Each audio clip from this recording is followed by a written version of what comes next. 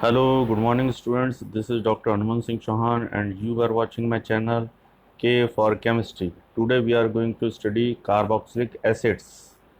Now you can see here on the screen organic compound which contains COOH group. This is carboxylic functional group are called carboxylic acids. These acids are also called fatty acids because higher member of series like stearic acid, palmitic acids and oleic acids are obtained from fats and oils in the form of triglyceride. अब आप देखें कि जो alkene का general formula है CnH2n+2, अब उसके अंदर से जो +2 है तो उसको हम कर दें +1 और उसके आगे लगा दें COOH ग्रुप, जैसे CnH2n+1 COOH। इसका मतलब ये हुआ कि एल्केन जो है उसका एक एच हटा के उसके स्थान पर हमने COH ग्रुप लगा दिया, तो ये बन जाएगा एल्केनोइक एसिड, क्योंकि वो एल्केन थी तो इससे बन जाएगा एल्केनोइक एसिड। तो अब आप देखें, जैसे ये है अपना HCOH, ये फॉर्मिक एसिड है। एक दूसरा है हमारा CH3COH, अब इसका CH3 का होता है CH4, उसका एक एच हटा के और COH लिख दिया हमने, तो ये बन गया एसिटिक एसिड। C3H8 होता है तो इसका हमने एक एच हटा के COH ग्रुप लिख दिया, तो ये बन गया C3H7COH ब्यूटायरिक एसिड। तो इस तरह से हैं। अब ये जो इनका नॉमेनक्लेचर, इसमें आप देखिए ये ट्राइबल सिस्टम से इनके नाम लिखे गए हैं, एक जहाँ से प्राप्त हुए हैं उनके आधार पर। फॉर्मिक एसिड ये जो रेड एंट हैं उनमें पाया जाता है, जिनको अपन फॉर्मिका कहते हैं, इसलिए इनका नाम फॉर्मिक एसिड पड़ा। एसिटिक एसिड ये विनेगर से प्राप्त होता है जिसे हम एसिटम कहते हैं, इसलिए इसका नाम एसिटिक एसिड पड़ा। ब्यूटारिक एसिड जो है वो बटर से प्राप्त होता है या उसका जो बटर में भी पाया जाता है, इसलिए उसी के नाम के आधार पर इसका नाम अपन ने रखा है ब्यूटारिक एसिड। अब आप देखेंगे डिराइव्ड सिस्टम जो है वो इनका क्या है। According to this system nomenclature is derived as substituted acid like. देखो अब ये जो है डाइमिथाइल एसिटिक एसिड है, क्योंकि इसमें जो एसिटिक एसिड है उसके दो एच हटा के उस स्थान पर दो मैथिल ग्रुप लगा दिए, इसलिए डाइमिथाइल हो गया। ऐसे ये हो गया आइसोप्रोपाइल एसिटिक एसिड, जो एसिटिक एसिड था उसके ब्रांच में हमने एक CH3 ग्रुप लगा दिया है, इसलिए ये हो गया आइसोप्रोपाइल एसिटिक एसिड। इनका जो है IUPAC सिस्टम से भी हम नाम लिखते हैं। अब आप देखें IUPAC सिस्टम से कैसे हम नाम लिखेंगे। दूसरा पेज जो है हम देखते हैं। देखिए अब आप, एक कार्बन था तो उसको हमने कहा मेथनोइक एसिड, एक कार्बन मतलब मीथेन तो मेथनोइक एसिड। अब इसमें दो कार्बन हो गए तो ये हो गया इथेनोइक एसिड। ओइक तो हमको लगाना ही है अंत में, इसका ये सरनेम है एसिटिक, ये जो कार्बोक्सिलिक एसिड है इसका सरनेम है ओइक। ओइक हमको लगाना ही है। कार्बन दो है तो एथेनोइक, और तीन कार्बन है तो प्रोपेनोइक, एक दो तीन चार कार्बन है तो ब्यूटेनोइक एसिड। इसमें अपन को ये ध्यान रखना है कि COOH वाला कार्बन भी हम काउंट करते हैं। अब देखिए CH3COH में एक C का है और एक COH का है, तो दो हो गए, तो इसको अपन ने कहा एथेनोइक एसिड। अब इनकी आइसोमेरिज्म देखें आप। आइसोमेरिज्म जो है ये कितने तरह के आइसोमेरिज्म शो कर रहे हैं, chain, position, functional group isomerism show कर रहे हैं। चेन का मतलब चेन के अंदर कोई चेंज आए, जैसे नॉर्मल चेन है, आइसो है, नियो है, इस तरह से। तो एक स्क्रीन पर जो आपको दिखाई दे रहा वो आप देखें, ये वाला जो है एक स्ट्रक्चर, ये चेन आइसोमेरिज्म में, ये पेंटेनोइक एसिड है, ये है चेन आइसोमेरिज्म, एक सिंगल नॉर्मल चेन चल रही है। देखो इसमें पांच कार्बन है इसलिए पेंटेनोइक हो गया। अब इसमें से एक ब्रांच निकली है, एक दो तीसरे कार्बन से एक CH3 बाहर की तरफ निकला, एक ब्रांच निकली है, इसलिए इसको अपन ने कहा तीन पर मैथिल ग्रुप है, इसलिए इसको अपना 3 मिथाइल और ब्यूटेनोइक एसिड। ये तो ये ब्रांच निकल गई, ये आइसो वाली ब्रांच निकल गई। ये और ये वाला है। अब ये दूसरा देखो पोजीशन आइसोमेरिज्म, जिसमें जो है वो फंक्शनल ग्रुप जो है COH उसकी पोजीशन चेंज कर रहे हैं। एक पेंटेनोइक के अंदर एक ही श्रृंखला में COH ग्रुप लगा हुआ है और इसके अंदर COH ग्रुप जो है वो दूसरे वाले कार्बन पर लगा हुआ है, इसमें पहले कार्बन पर लगा हुआ है, इसमें दूसरे कार्बन पर लगा हुआ है, तो ये इसकी पोजीशन चेंज हो गई, इसलिए इसको अपन पोजीशन आइसोमेरिज्म कहेंगे। फंक्शनल ग्रुप आइसोमेरिज्म देखो, इसमें फंक्शनल ग्रुप चेंज हो जाएगा, पहले वाले में COH है फंक्शनल ग्रुप, दूसरे वाले में सी डबल बॉन्ड ओ हो गया है कीटोनिक, इसके अंदर ये चेंज हो गया है, जो है फंक्शनल ग्रुप चेंज हो गया है। इस तरह से ये इनकी 3 तरह की आइसोमरिज्म भी देते हैं। अब इनके एसिडिक नेचर को अपन स्टडी करते हैं। तो अब आप देखेंगे एसिडिक नेचर जो है वो उसको कहते हैं जिसमें प्रोटॉन या एच आयन का इजीली डोनेट किया जा सके। डोनेट होगा तो एसिडिक नेचर, और इजीली डोनेट होगा तो वो स्ट्रॉन्ग एसिडिक होगा। अब इसमें देखें आप, जो COH ग्रुप है एसिडिक ग्रुप, इसमें 2 फंक्शनल ग्रुप मिले हुए हैं।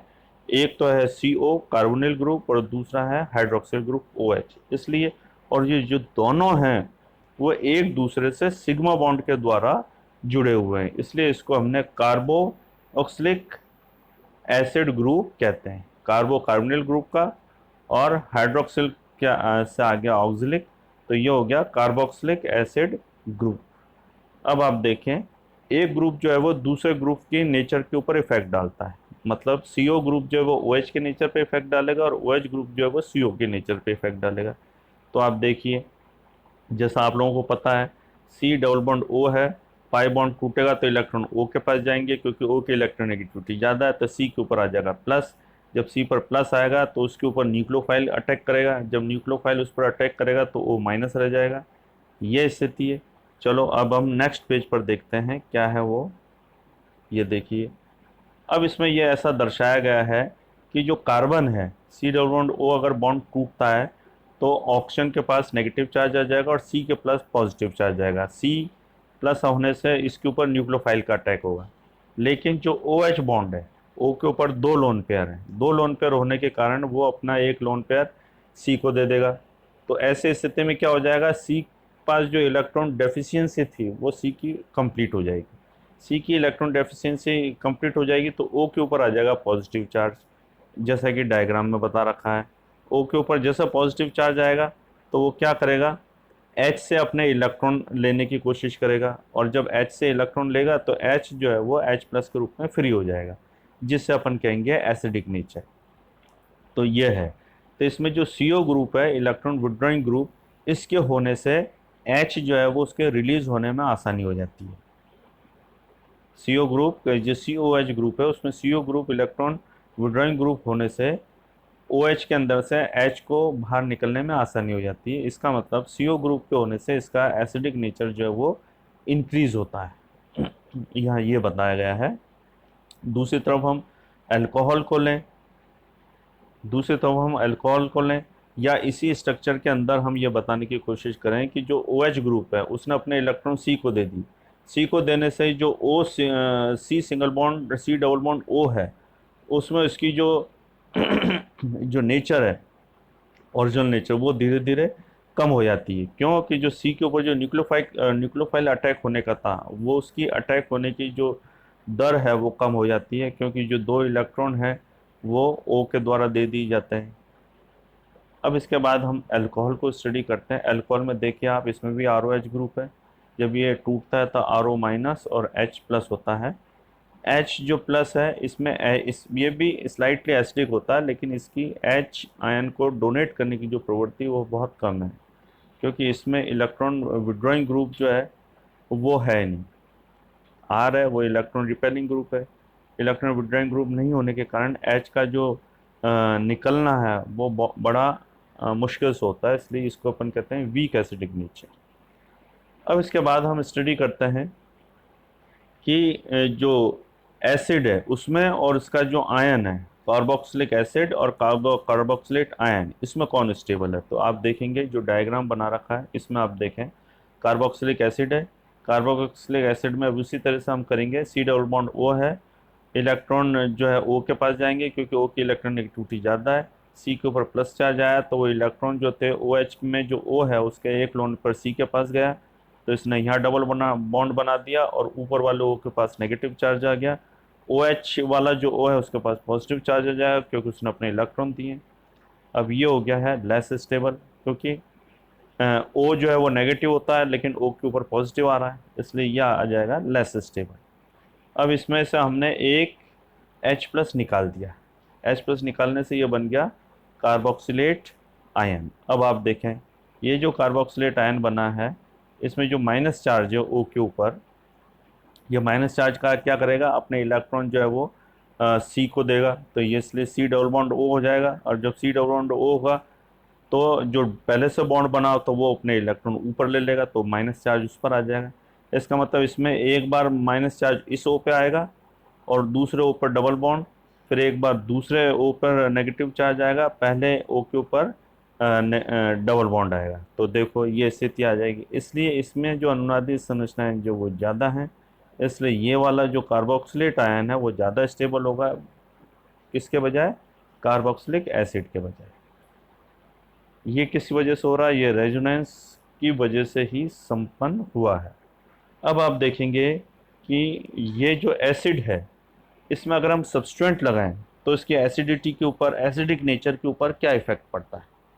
कोई भी हम सब्सटेंट लगाते हैं तो क्या इफेक्ट पड़ता है। तो यहाँ हमको ये देखना पड़ेगा कि इसका जो मेन रीज़न है वो ये है कि जो O है एसिडिक नेचर का मतलब ये होता है H प्लस आयन का बाहर निकलना। अब जो CO है वो इलेक्ट्रॉन विड्रॉइंग ग्रुप होने के कारण O से अपने इलेक्ट्रॉन विड्रॉइंग ग्रुप होने के कारण O से इलेक्ट्रॉन खींचता है, तो O के ऊपर इलेक्ट्रॉन की कमी हो जाती है, तो वो H से इलेक्ट्रॉन लेता है। जब H से इलेक्ट्रॉन लेता है तो H जो है वो H प्लस के रूप में फ्री हो जाता है, जिसे अपन कहते हैं एसिडिक नेचर।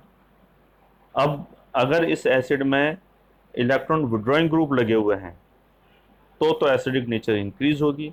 विड्रॉइंग ग्रुप नहीं है, डोनेटिंग ग्रुप हैं, तो एसिडिक नेचर जो है वो डाउन हो जाएगी। इसका मतलब ये हुआ कि अगर प्लस आई इफेक्ट देने वाला ग्रुप लगा हुआ है, मतलब इलेक्ट्रॉन डोनेट करने वाला ग्रुप लगा है, तो इसकी एसिडिक नेचर कम हो जाएगी।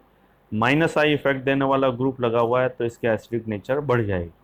अब हम दूसरा इसका पेज देखते हैं। देखिए आप, यहाँ भी यही बताया गया है, प्लस आई इफेक्ट देने वाला ग्रुप अगर लगा हुआ है तो इसकी जो एसिडिक नेचर है वो डिक्रीज होगी, और माइनस आई इफेक्ट देने वाला अगर ग्रुप लगा हुआ है तो एसिडिक नेचर इंक्रीज होगी। अब देखिए आप, एसिटिक एसिड है, एसिटिक एसिड में CH3 ग्रुप लगा हुआ है। CH3 ग्रुप इलेक्ट्रॉन जो रिपेलिंग ग्रुप है, इलेक्ट्रॉन रिपेलिंग ग्रुप होने के कारण क्या होगा, सी के ऊपर जो इलेक्ट्रॉन की कमी होगी, सी डबल बॉन्ड ओ टूटने से इलेक्ट्रॉन की जो कमी होगी, तो उस कमी को CH3 पूरी कर देगा। जब CH3 पूरी कर देगा तो वो ओ से, OH का जो O है उससे इलेक्ट्रॉन लेगा ही नहीं। जब वो लेगा ही नहीं इलेक्ट्रॉन तो O के ऊपर इलेक्ट्रॉन की कमी नहीं होगी तो H जो है वो रिलीज होना कठिन हो जाएगा। इसलिए ये जो है इसका एसिडिक नेचर जो है वो कम हो जाएगा, है लेकिन कम हो जाएगा। अब हम देखें CH3 जो है उसके ऊपर एक H हटा के Cl लगा दिया, तो ये हो गया क्लोरोएसिटिक एसिड। अब आप देखें इसमें क्लोरोएसिटिक एसिड है, Cl है, इसकी इलेक्ट्रॉन एक्टिविटी ज़्यादा है, इसलिए ये इलेक्ट्रॉन को अपनी तक खींचेगा। CH2 के पास इलेक्ट्रॉन की कमी हो जाएगी तो वो C से इलेक्ट्रॉन लेगा। अब वो C से इलेक्ट्रॉन लेगा तो C के पास तो पहले से इलेक्ट्रॉन की कमी है क्योंकि डबल बॉन्ड O लगा हुआ है। O की इलेक्ट्रॉन नेगेटिविटी ज़्यादा होने के कारण O के पास इलेक्ट्रॉन चले जाएंगे, तो C के पास इलेक्ट्रॉन की कमी होगी। ऐसी स्थिति में वो OH वाले O से इलेक्ट्रॉन लेगा, O पॉजिटिव हो जाएगा। जब O पॉजिटिव हो जाएगा तो वो H से इलेक्ट्रॉन लेगा, तो H जो है वो H प्लस के रूप में फ्री हो जाएगा। तो ऐसी स्थिति में ये ज़्यादा जो है वो एसिडिक रहेगा, ये कम एसिडिक रहेगा। Acetic acid is less acidic then chloroacetic acid. अब ये CH2 में हमने एक Cl लगाया, इसकी जगह एक और Cl लगा दें हम, तो इसका एसिडिक नेचर जो है वो और ज़्यादा इंक्रीज हो जाएगा। इस तरह से है। अब एक इसके नीचे दूसरे स्ट्रक्चर्स बना रखे हैं हमने। बेंजीन वाले में COH ग्रुप लगा रखा है, NO2 भी लग रहा है, Cl और CH लगा है। अब इसमें देखिए आप, जो NO2 ग्रुप लगा हुआ है, NO2 ग्रुप वाला जो है ये ज़्यादा एसिडिक बताया गया है, Cl वाला कम और CH3 वाला उससे भी कम। तो आप देखेंगे जो NO2 ग्रुप है वो इलेक्ट्रॉन विड्रॉइंग ग्रुप है। NO2 प्लस जो होता है नाइट्रोनियम आयन, वो इलेक्ट्रॉन जो लेने वाला ग्रुप है। तो जब ये इलेक्ट्रॉन लेगा तो रिंग में इलेक्ट्रॉन की कमी हो जाएगी। रिंग में इलेक्ट्रॉन की कमी हो जाएगी तो वो क्या करेगा, COH का जो C है उससे इलेक्ट्रॉन को लेने की कोशिश करेगा। जब C के ऊपर इलेक्ट्रॉन कमी हो जाएगी तो वो OH का O है उससे इलेक्ट्रॉन की लेने की कोशिश करेगा। ऐसे स्थिति में H जो है वो आसानी से निकल जाएगा। Cl वाला केस में क्या है, Cl वाले केस में इसमें माइनस आई इफेक्ट भी है, प्लस M इफेक्ट भी है। तो प्लस M इफेक्ट होने के कारण इलेक्ट्रॉन अंदर जाते हैं और माइनस आई इफेक्ट होने के कारण इलेक्ट्रॉन जो बाहर की तरफ आते हैं। ऐसे स्थिति में ये कार्बन को इलेक्ट्रॉन देगा। कार्बन के पास जो इलेक्ट्रॉन की कमी होगी तो, सॉरी, कार्बन के पास इलेक्ट्रॉन की जो कमी है तो ये Cl जो है वो इलेक्ट्रॉन खींच तो रहा है, लेकिन उतनी स्पीड से उस रेट से नहीं खींच रहा जैसे NO2 के अंदर खींचा जा रहा है। तो इसमें जो OH का जो H है वो रिलीज तो होंगे, लेकिन NO2 के मुकाबले कम स्पीड से रिलीज होंगे, इसलिए इसका एसिडिक नेचर NO2 वाला जो बेंजोइक एसिड है उसके मुकाबले कम होगा। अब CH3 को हम देखें तो CH3 तो वैसे ही इलेक्ट्रॉन रिपेलिंग ग्रुप है, तो जो C डबल बॉन्ड O टूटेगा और C के पास जो इलेक्ट्रॉन की कमी होगी तो वो बजाय OH के ओके ये CH3 जो है वो इलेक्ट्रॉन रिपेलिंग ग्रुप होने के कारण रिंग में इलेक्ट्रॉन देगा और रिंग से वो C के पास चल जाएंगे। तो ऐसी स्थिति में यहाँ से OH का H जो है उसका प्रोटॉन के रूप में निकलना पहले वाले दो स्ट्रक्चर के मुकाबले कमज़ोर होगा, इसलिए इसका एसिडिक नेचर और भी कम हो जाएगा। यहाँ हमको ये देखना है कि OH के साथ अगर विड्रॉइंग ग्रुप लगा हुआ है, इलेक्ट्रॉन विड्रॉइंग ग्रुप, तो H का रिलीज होना आसान हो जाएगा, प्रोटॉन के रूप में रिलीज होना आसान हो जाएगा और एसिडिक नेचर बढ़ जाएगी। तो जितने भी -I इफेक्ट वाले ग्रुप अगर इसमें लगेंगे तो चूंकि वो इलेक्ट्रॉन को अपनी तरफ खींचते हैं, विड्रॉइंग ग्रुप है, इसलिए H का जो निकलना आसान हो जाएगा और ऐसी स्थिति में जो है वो इनका एसिडिक नेचर इंक्रीज होगा। इसके अलावा अगर हम +I इफेक्ट वाले ग्रुप लगाएं तो वो चूंकि इलेक्ट्रॉन डोनेट करते हैं, रिपेल करते हैं, तो वो C के ऊपर जो प्लस चार्ज आएगा डबल बॉन्ड टूटने से तो उस इलेक्ट्रॉन डेफिशिएंसी को वो कंप्लीट कर देंगे। तो ऐसी स्थिति में O जो है वो प्लस के रूप में नहीं रह पाएगा और ना ही H जो है वो H+ के रूप में रिलीज हो पाएगा। तो बच्चों आज के टॉपिक में बस इतना ही। Thank you very much.